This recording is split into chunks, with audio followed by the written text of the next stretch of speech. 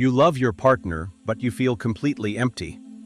The problem isn't that you've fallen out of love, it's that you've stopped falling for yourself. From a psychological perspective, this emptiness is often not a relationship failure, but an attachment or differentiation issue.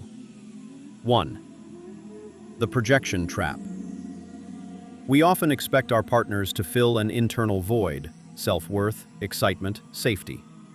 When they cannot, we misinterpret our own unresolved needs as a failing of the relationship.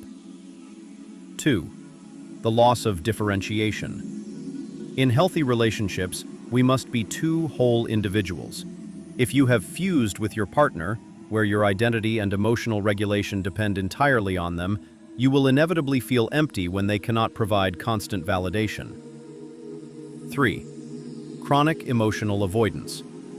If you or your partner suppress your true feelings to keep the peace, you aren't connecting, you're performing. Performing is exhausting and leaves you feeling hollow. The psychological solution. Don't just talk about it, take these specific steps. Step 1. The self-audit, differentiation. Stop looking at your partner for 3 days.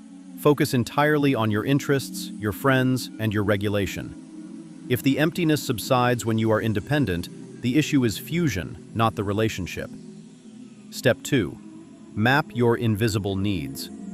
Often, we feel empty because we are starving for a specific type of intimacy, intellectual, physical, or shared purpose, that we haven't clearly asked for.